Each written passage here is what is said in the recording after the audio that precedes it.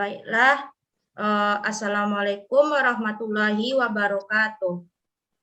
Waalaikumsalam warahmatullahi wabarakatuh. Saya Ranti Fabin Yolani dengan NIM 2004-6020 dari Prodi Pendidikan Sejarah dengan dosen pengampu Bapak Noto Novrion. Di sini saya adalah sebagai presenter di kelompok 5. Yang pertama kita akan membahas tentang masyarakat Indonesia dari manusia purba, masa kerajaan, masa kolonial, dan masa pasca kolonial. Yang pertama yaitu kita bahas subtema. Di subtemanya ada manusia purba, masa kerajaan, masa kolonial, dan masa pasca kolonial.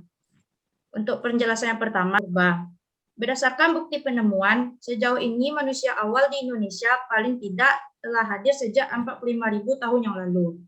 Dalam perkembangannya, kehidupan manusia dapat dikelompokkan menjadi 3 tahap, yaitu kehidupan manusia awal yang kehadirannya hingga akhir zaman es, sekitar 12.000 tahun lalu kehidupan manusia yang lebih belakangan, dan berdasarkan karakter fisiknya, dikenal dengan ras Austromelanozoid.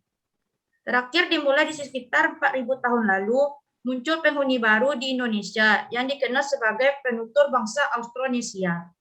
Berdasarkan fisiknya, makhluk manusia ini tergolong dalam ras Mongoloid. Lalu bangsa Proto-Melayu dan Deutero-Melayu yang kedatangan mereka terpisah, diperkirakan lebih dari 2.000 tahun yang lalu. Yang kedua, pada masa kerajaan, tata kehidupan masyarakat yang diatur melalui lembaga kesukuan berubah menjadi lembaga kerajaan atau lembaga negara. Perubahan tersebut disebabkan oleh datangnya pengaruh India selain membawa agama Hindu dan Buddha. Kemajuan yang menyolok dari sistem kerajaan ini adalah birokrasi, yang merupakan alat menjalankan pemerintahan. Dalam menjalankan pemerintahan, terdapat pendelegasian kewenangan kepala pemerintahan atau raja melalui pimpinan di bawahnya sesuai bidang masing-masing. Di Indonesia, birokrasi yang berlalu sesuai dengan jenis negara atau kerajaannya, sehingga struktur birokrasinya tampak ditekankan pada pertanian atau maritim. Yang ketiga, pada masa kolonial, masa penjajahan menjadi salah satu masa terkelam yang pernah dialami oleh bangsa Indonesia. Pendudukan tersebut disuruh dengan beban kerja berat yang sangat menyiksa masyarakat Nusantara. Mereka berusaha mewujudkan keinginan itu dengan cara kejam, mulai dari politik adu domba hingga kebijakan yang menyiksa. Kondisi masyarakat Indonesia di masa penjajahan Belanda dipenuhi penderitaan. Politik adu domba yang dilancarkan Belanda hingga memicu perseteruan antara raja-raja di daerah. Dan terjadilah perang saudara dan perebutan tahta kerajaan. Tidak hanya itu, Gubernur Jenderal Daendels juga memaksa masyarakat Indonesia untuk kerja paksa membuat jalan sepanjang 1.000 km dari Anyar ke Panarukan. Kerja paksa ini menimbulkan banyak korban jiwa. Masyarakat juga diperintahkan untuk mendirikan pabrik senjata di Semarang dan Surabaya, serta membangun pelabuhan Merdeka. Pada 1816, Belanda kembali berkuasa dan menyiksa bangsa Indonesia. Gubernur Van den Bosch memerintahkan rakyat untuk menjalankan politik tanam paksa untuk mengisi kas Belanda yang kosong. Politik tanam paksa membuat rakyat semakin menderita, sebab mereka harus menanam 1/5 tanah dengan peraturan Belanda dan membayar pajak serta ganti rugi tanaman. Pada 1942, penjajahan Belanda di bumi Nusantara berakhir dan digantikan dengan penjajahan Jepang. Yang terakhir, pada itu keempat, masa pasca kolonial, banyak terjadi perubahan sosial budaya yang ada di dalam kehidupan masyarakat Indonesia, pada khususnya. Dikarenakan di dalam kehidupan bangsa Indonesia telah terjadi diskriminasi rasial dengan membagi kelas-kelas masyarakat. Masyarakat di Indonesia sebelum kemerdekaan didominasi oleh warga Eropa dan Jepang, sehingga warga pribumi hanyalah masyarakat rendahan yang kebanyakan hanya menjadi budak dari bangsawan atau penguasa.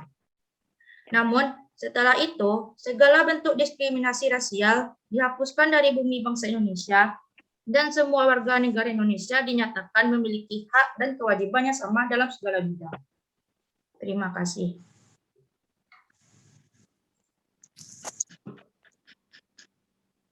Baiklah, hanya itu presentasi yang saya dapat jelaskan. Apakah dari rekan-rekan ada yang ingin bertanya, dipersilakan. Baik, saya Ronaldo Arahap dari Pendidikan Sejarah. Saya ingin mau bertanya kepada Saudari Ranti Febrian Yulani. Tadi Ranti menjelaskan tentang pada masa kolonial. Sini saya mau bertanya bagaimana kehidupan masyarakat Indonesia pada saat penjajahan kolonial tersebut. Sekian, terima kasih. Assalamualaikum warahmatullahi wabarakatuh. Waalaikumsalam warahmatullahi wabarakatuh. Terima kasih kepada Mas Ronaldo. Apakah ada rekan-rekannya lain yang bertanya lagi? Dipersilakan. Baik, saya akan bertanya. Saya Yudhistira Prasetya dari jurusan Geografi dan Kependidikan. Baiklah, saya akan bertanya kepada Saudari Ranti. Kapan pertama kali agama Islam masuk ke Nusantara dan kapan masa kejayaan kerajaan Islam di Nusantara? Sekian, terima kasih. Baiklah, terima kasih kepada Bang Yudhistira. Baiklah, nanti langsung jawab saja, yaitu pertanyaan pertama dari Bang Ronaldo, yaitu pertanyaannya, bagaimana kehidupan masyarakat pada zaman penjajahan Belanda? Pada zaman itu, Gubernur Jenderal Daendes menerapkan sistem tanam yang membuat jalan sepanjang 1.000 km dari Anyer ke Panarukan. Pada kerja paksa ini menimbulkan banyak korban jiwa, dan masyarakat juga diperintahkan untuk mendirikan pabrik senjata di Semarang dan Surabaya. Pada tahun selanjutnya, pada 1816, Belanda datang kembali berkuasa dan digantikan oleh Gubernur Van den Bosch, memerintahkan rakyatnya untuk melakukan tanam paksa. Politik ini sangat menyiksa masyarakat Indonesia pada saat itu, sebab mereka harus menanam 1/5 tanah dari mereka untuk dibelikan kepada Belanda, dan membayar pajak serta ganti rugi tanaman. Sekian dari Ranti, terima kasih. Apakah Bang Ronaldo sudah puas dengan jawaban yang saya berikan? Baik, saya rasa sudah mengerti atas jawaban Saudari Ranti tersebut. Sekian, terima kasih. Baiklah, terima kasih. Pertanyaan selanjutnya yaitu dari Bang Yudhistira. Kapan agama Islam pertama kali ke Nusantara dan kapan kejayaan agama Islam? Jawabannya yaitu agama Islam pertama kali masuk ke Nusantara pada abad 6 Masehi, dan masa kejayaan kerajaan Islam terjadi pada abad ke-12 sampai abad 16. Sekian dari Ranti. Apakah Bang Yudhistira telah puas dengan jawaban yang Ranti berikan? Baik, saya sudah paham. Terima kasih, saya kembalikan. Baik, terima kasih. Baiklah, apakah rekan-rekan ada yang ingin menambahkan jawaban dari kedua pertanyaan atau menambahkan materi yang dari Ranti presentasikan tadi? Dipersilakan. Materi, moderator izin menambahkan bidang manusia purba. Yaitu di sini saya akan menambahkan bahwasannya ada 8 jenis manusia purba yang ditemukan di Indonesia. Yaitu yang pertama, yang bernama Meganthropus paleojavanicus, atau yang berarti manusia besar dari Jawa. Di mana fosilnya ditemukan di Sangiran, lebih tepatnya di Jawa Tengah, oleh GHR von Koenig-Wall yang pada tahun 1936. Di mana ciri-ciri fisiknya yaitu seperti adanya tonjolan kepala tajam ke belakang, dan rahang tegap dan geraham yang besar, tingginya kurang lebih 2,5 meter, kening menjorok ke depan, tulang pipi menonjol ke depan, dan tidak memiliki tulang dagu. Selanjutnya yaitu Pithecanthropus mojokertensis, di mana namanya memiliki arti manusia kera dari Mojokerto, karena ditemukan di Mojokerto, yaitu di Jawa Timur. Jadi dinamakan Mojokertensis. Materi pada tinggi tubuh yang kurang lebih tidak jauh beda dengan Meganthropus.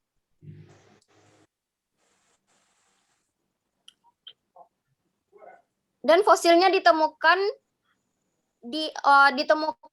oleh von Koenig-Wall pada tahun 1936. Selanjutnya yaitu Pithecanthropus erectus, yang artinya manusia kera berbadan tegak, ditemukan oleh Eugene de Bois pada tahun 1891 di Lembah Begawan Solo, Jawa Tengah. Terus yang keempat yaitu Pithecanthropus soloensis, ditemukan oleh von Koeningwald, juga ditemukan pada tahun 1931 di Desa Ngandong, Jawa Tengah. Selanjutnya yaitu Homo wajakertensis, atau yang memiliki arti manusia dari wajak.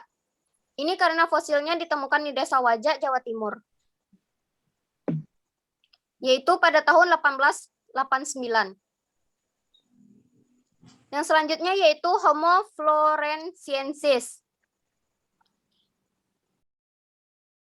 Ini karena fosilnya ditemukan di Pulau Flores, Nusa Tenggara, oleh Peter Brown dan Mike J. Wormwood pada tahun 2003. Selanjutnya yaitu Homo solensis. Yang ketiga